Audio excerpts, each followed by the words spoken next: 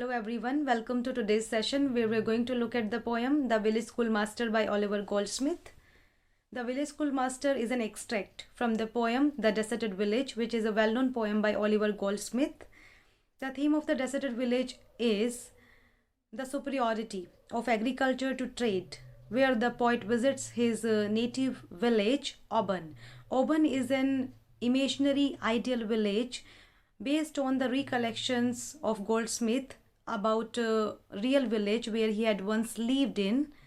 So in this poem, The Deserted Village, the speaker or the poet visits his native village. When he visits his native village, Auburn, then he feels sad to see that a large number of people have migrated to the towns and left his village deserted and desolate.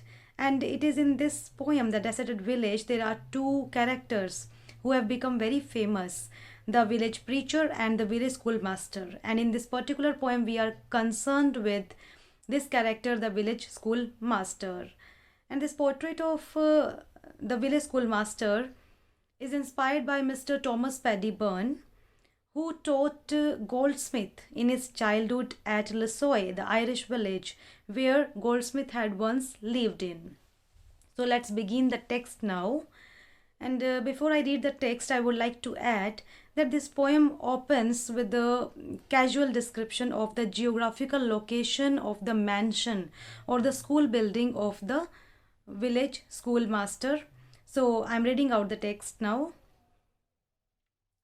Beside yon straggling fence that skirts the way, with blossomed firs unprofitably gay, there, in his noisy mansion, skilled to rule, the village master taught his little school. So if we take the meaning from the fourth line, or from the mid of the third line, if you see it carefully, skilled to rule, then these lines are talking about the village schoolmaster who was skilled to rule, who was a very competent administrator, and who was running a school building or where he used to teach, or he taught his students in this school building. And this school building was situated, now come on the first line, this school building was situated next to, beside means next to, yon is an expression which conveys over there. So here with yon, the speaker seems to indicate a place, a distant place which is at some distance but within sight. So a distant place which is within sight, the speaker is indicating towards that place. That place is mentioned, school building. So he is saying that the school building is beside yon. See there, it is next to, this school building is situated next to straggling fence that skirts the way. It is situated next to straggling. Straggling means a very irregular growth, or spreading or growing irregularly. Fence, as you know, it is an artificial barrier made of wooden or metal stakes. So this straggling fence which has grown very irregularly, it which is skirting, which skirt means go around, and the way this fence is grown or spread is going around the way, or it is running along the way, and the way is looking like, and in this straggling fence that skirts the way, this way is decorated or fringed with blossomed, with full bloomed firs, with full bloomed beautiful ornamental yellow flowers. Firs is a shrub with yellow flowers. So this way, the way is track, which is situated nearby the school building, and which is full of full bloomed yellow flowers, but unprofitably gay. Unprofitably is conveying here that though this is a very beautiful scenery, but there is no one who can appreciate, or there is no one, it is not appreciated by anyone. That's why it is unprofitably happy, very cheerful, very beautiful scenery, but it is unprofitable because there is no one to appreciate it.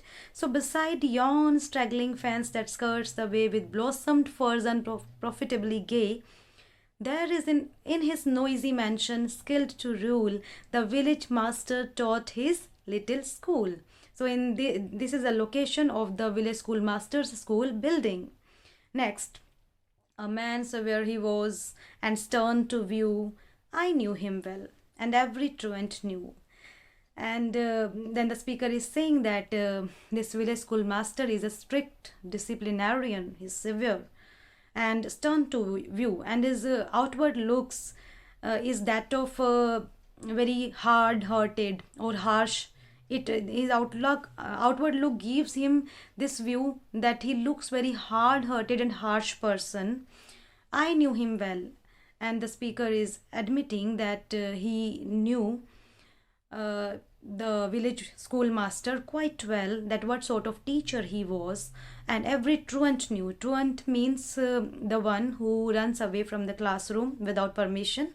So every truant, or the students who had left the school room without seeking his permission, they had a good idea, they had experiences about his sternness. They had experiences, or they were quite aware about the fact that what sort of hard taskmaster they had to deal with. So every truant knew him. He was severe, stern to view, and I knew him well. Well, had the boarding tremblers learned to trace the day's disasters in his morning face. Now all his students knew, are familiar with the nature and the teaching methods of their master, their village schoolmaster. That's why whenever he appeared in the morning, so after watching his morning face, they could have a good idea, or a proper idea, that how their day is going to pass off today. As it is telling that every morning if they see his face that he is not in good mood, or he is upset, or after watching his morning face, the students can very well sense that their day is not going to be very good today. Boarding means a feeling of something happen, a feeling of very something happening very evil or unfortunate. So, and tremblers means shaking with fear. Learned to trace, and they can trace that with fear, or they can forebode, they can sense that the day is not going to be very good when they, after watching the morning face of their master, the day's disaster, that their day, today's day, or the day whenever they, early in the morning, after watching the morning face of the teacher, they can assess, or they can have proper idea that how disastrous their day is going to be today, if the teacher's face is not so well, in the sense of his mood. Full well they laughed with counterfeited glee at all his jokes, for many a joke had he. Now these old students also knew that how to humor their teacher, because as there's this man, the schoolmaster, many a joke had he had a good stock of witty and funny jokes. So whenever he cracked jokes, these old students pretended to laugh. Counterfeited means fake or false glee, joy. They laughed, but it was counterfeited, because it was very rare or seldom when the students of the schoolmaster were able to understand the import or the meaning of his witty jokes, because schoolmasters had the jokes, but they were so witty that students found themselves unable to comprehend them, and that's why, but then too they laughed. They pretended to laugh in order to showcase that yes, they are understanding the jokes of their master. Full well they laughed with counterfeited glee at all his jokes, for many a joke had he. Full well the busy whisper, circling round, conveyed the dismal tidings when he frowned. And whenever the students found that their teacher is today upset and he is in angry mood, there is a frown on his forehead, then this then this very terrible news, this gloomy news spread uh, all over the class. This hint is given, this hint is taken up so fast, and it is equally spread with an equal pace. Fastly, it is circling around in the whole class in an undertone with a busy whisper. So, this terrible news of their masters being angry is circling around from one student to another in undertone. In whispers, they spread this news within a blink of an eye. Full well the busy whisper circling around conveyed the dismal tidings when he frowned. Yet he was kind, or if severe in aught, the love he bore to learning was in fault. But actually, nevertheless, this master, the schoolmaster, was actually a good-natured person, a kind person. He was not hard-hearted as he was, was used to be appeared, or as he was appeared in front to his students. Rather, or if severe in aught, or if in any case, aught means anything or any case, he appeared severe, then his only fault was, if he had any fault, if this schoolmaster had any fault in his personality, then it was this, it was his intense love for learning. It was the master's intense love for learning and teaching his pupils, because the schoolmaster wanted his students to become genuine scholars. So the master had to be demanding with them, because he was very keen that his students should learn well.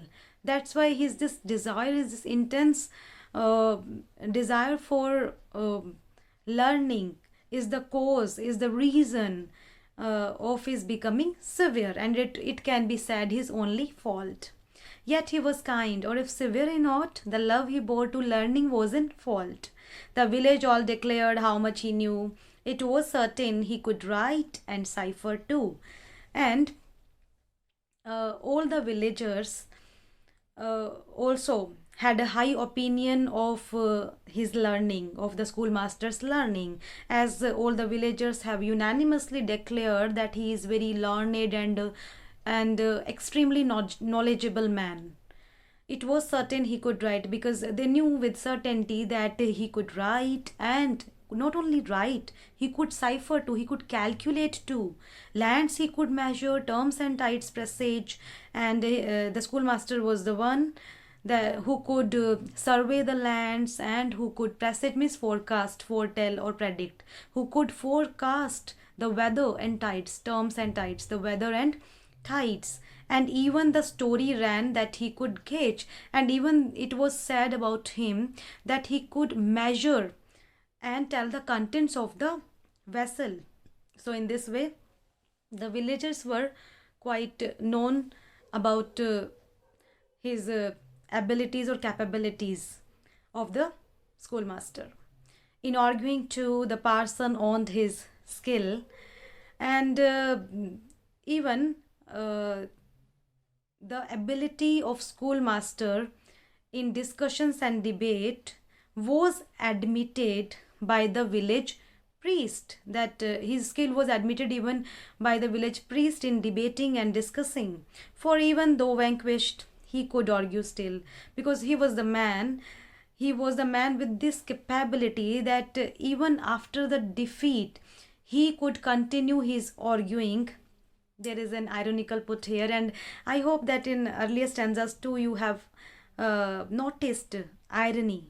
There were many ironical put, and this poem is full of irony. So here you should pay attention. For even though vanquished, he could argue still. Even though when he was defeated, he was having this capability to argue, to continue his arguing. While words of length and thundering sound amazed the gazing rustlings rustics ranged around, and schoolmaster was the man who was full of, or who could use, length and thundering sound. This phrase is for big, long, high sounding or incomprehensible words. So this schoolmaster was the man who could use such high sounding incomprehensible words, which made surprised the rustics, all the ignorant villagers uh, became surprised by listening this stock of high sounding words, this stock of high vocabulary from the mouth of schoolmaster, that they usually, these all ignorant villagers usually uh, stood around him and stared at him in a stupid wonder. And still they gazed, and still the wonder grew that one small head could carry all he knew. And as much as they stared the schoolmaster, their wonder uh, became more. Their surprise at his high wisdom, as they felt, as they used to feel, so the villagers felt that he was full of high wisdom and exceptional, with an exceptional knowledge. So their wonder became increased, and it was increased at this thought that how could a small head keep such hoard of enormous knowledge. That's why they were in wonder. They used to be in wonder as much as they stared at the schoolmaster. But past is all his fame. But now the fame of the schoolmaster is forgotten. Even the very spot where many a time he triumphed is forgot, and even the very place where he had won many victories during his discussion and his display of knowledge, that sport, even that sport has been forgotten now. So this was the poem The Village Schoolmaster, the portrait, which is very much famous, and it has been taken from the poem, the well-known poem The Deserted Village. And at last, I just want to tell you that in stylistic devices, this poem is no doubt that full of irony. And in this third line, you can notice that there is also alliteration. Alliteration, as you know, is a literary device where there is a repetition of the consonant sounds at the beginning of two or more words. So while words learned length, there is an alliteration. So that's all for today, and I look forward to see you in the next session. Thank you for listening.